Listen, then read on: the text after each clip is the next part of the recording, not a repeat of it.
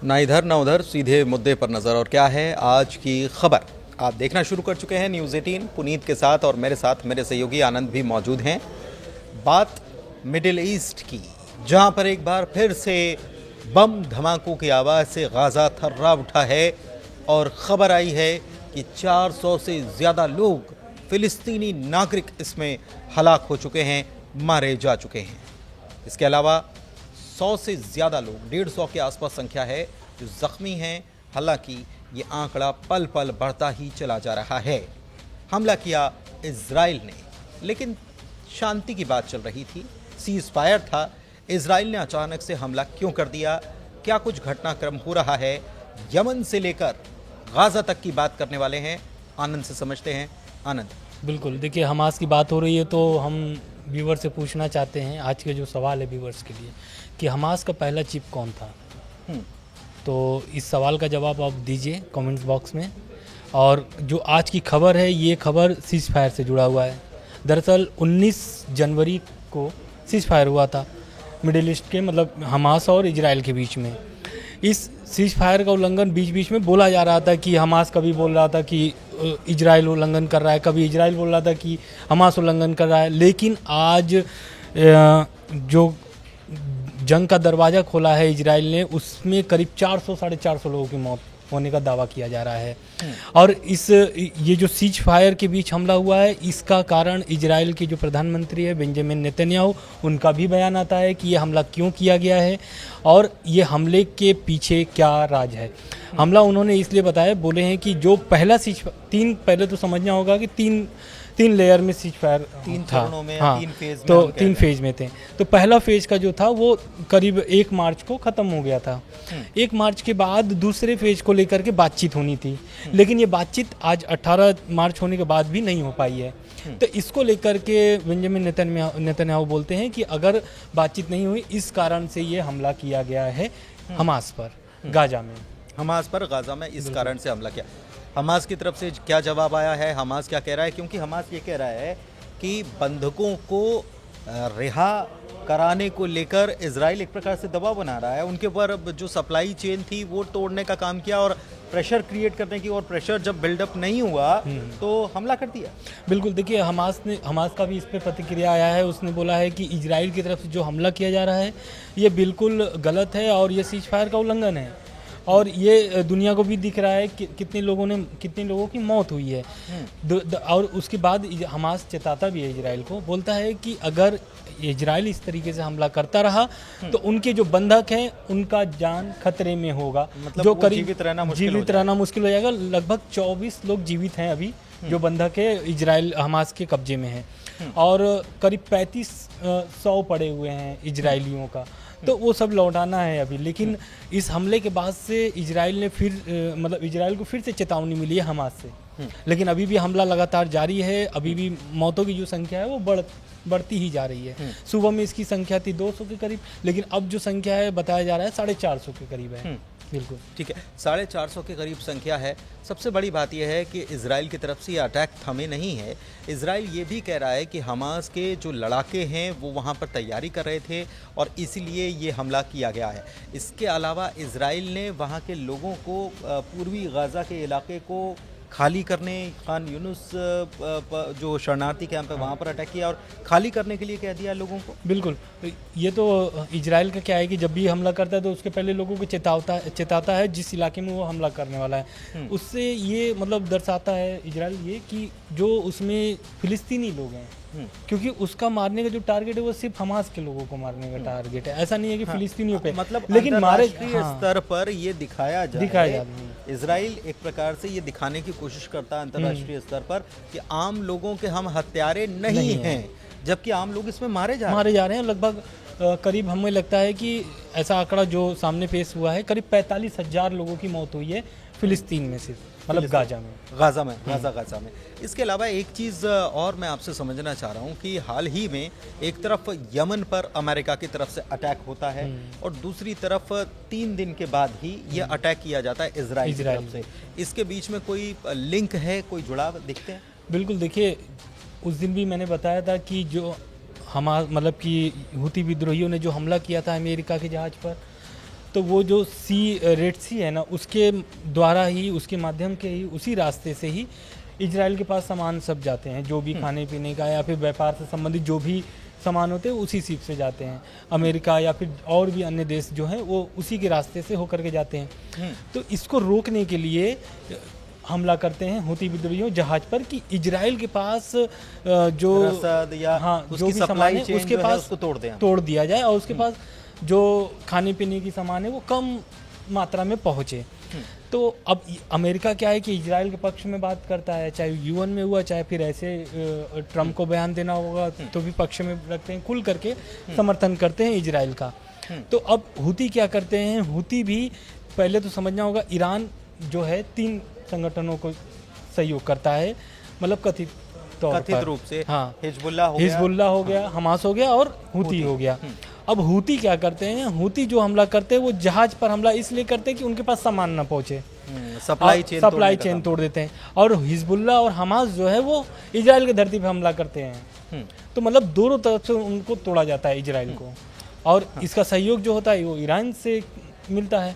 ऐसा अमेरिका भी कई बार आरोप लगा चुका है ईरान पर। एक प्रकार से देखिए 2-3 चीज़ें एक साथ हैं। ट्रंप जो हैं वो ईरान के ऊपर दबाव बनाने की लगातार कोशिश कर रहे हैं। खबरें तो यहाँ तक आ रही हैं कि ईरान ने परमाणु संपन्न ईरान हो चुका है। हालांकि इसकी पुष्टि कहीं से हुई नहीं है, लेकिन ट्रंप ये चाहते हैं कि ईरान उनके साथ डील पर साइन कर ले, वही डील जो कि ट्रंप ने फालतू कहकर तोड़ दी थी। और फिर बाद में उसी डील को लेकर ट्रंप जो हैं वो फिर से सामने आए हैं और कह रहे हैं कि हम प्रतिबंध लगाएंगे ईरान पर और ईरान को हर हाल में उसको साइन करना होगा, समझौता ईरान को हर हाल में करना होगा। एक तो ये बात है।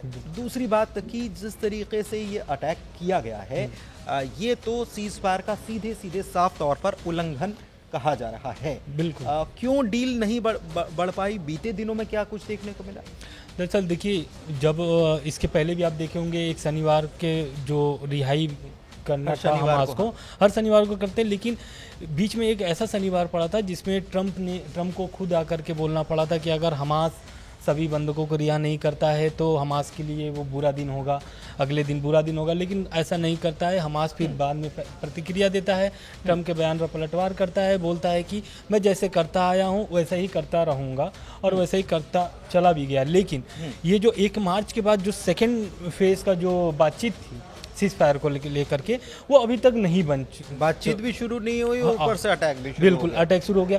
तो नेतन्याहू का यही कहना है कि जब बातचीत शुरू नहीं होगा तो लोग हमारे, और दूसरा उनका आरोप भी था, रक्षा मंत्री जो है इजराइल के, उनका हाँ उन्होंने कहा है कि इजराइल हमास बात नहीं कर रहा है, दूसरी तरफ उनको खुफिया ऐसा कोई जानकारी मिल रहा है कि इजराइल के खिलाफ कुछ ऐसा षड्यंत्र रचा जा रहा है जिससे इजराइल को बहुत ज़्यादा ही नुकसान पहुंचने वाला है। इस कारण से ये हमला किया गया।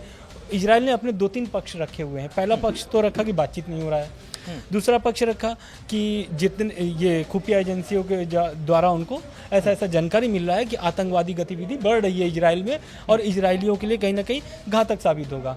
तीसरा उन्होंने पक्ष रखा कि अगर जब सेकेंड फेज की बातचीत नहीं हो रही तो ये सीधे सीधे उल्लंघन है सीज फायर का, तो जब हमास उल्लंघन कर रहा है तो उन्हें उल्लंघन करने में क्या तकलीफ होगी, ऐसा इजराइल के रक्षा मंत्री का कहना है। ठीक है, लेकिन इसमें एक चीज़ और है, वो मैं आपसे समझना इसलिए चाह रहा हूँ क्योंकि इजराइल नाराज़ हो गया था बीच में यूएस से, क्योंकि यूएस ने सीधे हमास से, और ये पहली दफ़ा है, देखिए पहली दफ़ा है क्योंकि यूएस की तरफ से ही हमास को आतंकवादी संगठन घोषित कर दिया गया, और उसके बावजूद यूएस ने पहली बार शायद किसी आतंकी संगठन जो उसने खुद घोषित किया है उस संगठन से ट्रंप खुद बातचीत करवा रहे थे अपने प्रतिनिधि के द्वारा, और इससे इजराइल नाराज़ था। बिल्कुल, ये पहली बार ऐसा हुआ था कि अमेरिका किसी ऐसे आतंकवादी जो घोषित किया गया है उससे संपर्क सीधे साध रहा है, और वो किसके लिए, इजराइल के लिए। हमास से डायरेक्ट बातचीत हो रही थी, लेकिन बातचीत के पहले ट्रंप ने इजराइल से बात की थी, नेतन्याहू से बात की थी कि भाई हम जा रहे हैं हमास से बात करने, और हमास से बात करके मैं आगे जो भी जो 3 फेज की जो बात है उन तीनों फेज पर बातचीत होगी। लेकिन ऐसा कुछ भी अमेरिका के साथ नहीं हुआ। समझना ये होगा कि पहले फेज और सेकेंड फेज और तीसरे फेज में क्या क्या अंतर है। पहले फेज में पहले तो सीज फायर का ही यही मतलब था कि युद्ध को रोकना है, दूसरा जो कैदी हैं वो आपस में अदला बदली करेंगे, हमास और इजराइल। तीसरा ये था कि गाजा को फिर से स्थापित किया जाएगा, नए आधुनिक तरीके से उसको नए तरीके से नया रूप दिया जाएगा गाजा को। इस बीच ट्रम्प का प्लान आ गया, ट्रम्प का प्लान आ गया, फिर उसके बाद उधर अरब देश भी प्लान लेकर के आ जाते हैं कि मेरे पास भी गाजा प्लान है। उसके बाद फिर ट्रम्प का बयान आता है कि मैं अब फिलिस्तीनियों को वहाँ से नहीं निकालूंगा, मेरा जो गाजा का प्लान था उससे ये पॉइंट हटाया जाए और जो गाजा का प्लान था वो वही रहेगा, फिलिस्तीनी भी वही रहेंगे, वहीं पर रह करके ये फिर से निर्माण किया जाएगा गाजा का। ऐसा एक चीज़ और है, आपको बताएं कि इजराइल जिस तरीके से कैदियों की अदला बदली हो रही थी उससे काफ़ी बीच में नाराज़ हो गया था और इजराइल ने कहा था कि जिस तरीके से एक मजमा लगाकर कैदियों को रिहा किया जाता है और ख़ास तौर पर जो इजराइल के नागरिक हैं, क्योंकि और भी कई देशों के नागरिकों को बंधक बनाकर रखा था, लेकिन जिस तरीके से उनको प्रताड़ित किया जाता है या उनको नीचा दिखाने के लिए वहाँ पर तमाम फिलिस्तीनियों का जमावड़ा लगाकर ये एक जलसा या एक बड़ा कार्यक्रम किया जाता है, उसको लेकर इजराइल नाराज़ था और इजराइल ने कहा था कि इस प्रकार की गतिविधियां कतई बर्दाश्त नहीं की जाएंगी और इजराइल ने इसके ऊपर कड़ी प्रतिक्रिया दी थी। हालांकि हमास ने अपना ये कार्यक्रम इसी तरीके से जारी रखा। ये एक चीज़ और चलते चलते मैं समझना चाह रहा हूँ कि क्या इजराइल आगे भी और अटैक करने वाला है और क्या हम ये माने कि जाहिर सी बात है कि अमेरिका और इजराइल एक ही सिक्के के दो पहलू कहे जा सकते हैं और इजराइल की तरफ से जो ये अटैक किया गया, अमेरिका को इसकी जानकारी पहले से थी? देखिए, जानकारी थी ये तो कहना मुश्किल है, लेकिन पूरी समर्थन है अमेरिका का इजराइल को और ये सबको पता है। और दूसरी बात रहेगी हमले की, तो हमला अभी भी जारी है, अभी भी लोग गाजा में मारे जा रहे हैं। अब इसमें ये रोकने के लिए अब हमास को यही करना होगा कि जो दूसरे फेज़ की बातचीत है उस पर उसको अमल करना होगा। दूसरी बात, जो आरोप है इजराइल का कि आतंकवादी गतिविधियां बढ़ा रहे हैं ये लोग, उस पर इनको रोकना पड़ेगा, तब जाकर के हमको लगता है कि इजराइल हमला रोकेगा। दूसरी बात, क्योंकि ईरान पर ऑलरेडी नकेल कसा जा चुका है अमेरिका के द्वारा, तो ईरान अभी भी कोई भी ऐसी गतिविधि नहीं कर रहा है जिससे हमास, हिजबुल्लाह और इससे इजराइल वाले युद्ध में कोई ऐसी शक्ति और उत्पन्न हो। लेकिन अंदर ही अंदर, भीतर ही भीतर बहुत कुछ पक भी रहा है। एक दिलचस्प आपको चलते चलते ये बात भी बता देते हैं कि इजराइल काट्स, जो इजराइल के रक्षा मंत्री हैं, उन्होंने कहा कि हम गाज़ा के लिए नर्क का दरवाज़ा खोल देंगे और ये बयान जो है ये अपने आप में बहुत बड़ी चेतावनी है, बहुत बड़ा बयान है और ये बताता है कि आने वाले वक्त में इजराइल जो है वो क्या तय करके बैठा है। अब जाहिर तौर पर ये तीन चरणों की जो बातचीत या समझौता था वो तो ख़त्म या रद्द हो चुका है, ये तोड़ा जा चुका है और इसमें हमास की तरफ से तो यही कहा जा रहा है कि बातचीत के बजाय ये समझौता है, ये तोड़ने का काम इजराइल ने किया है। लेकिन दिलचस्प ये भी है कि जो सब कुछ गाज़ा में हो रहा है, यूएन के प्रतिनिधि वहाँ पर मौजूद हैं, उनकी आंखों के सामने ये सब कुछ चल रहा है। फिलहाल चर्चा में इतना ही। आपको वीडियो कैसा लगा कमेंट करके बताइए और साथ ही हमने सवाल किया था, उस सवाल का जवाब आप ज़रूर दीजिएगा। वीडियो को लाइक कीजिए, शेयर कीजिए, हमारे चैनल को सब्सक्राइब कीजिए। धन्यवाद।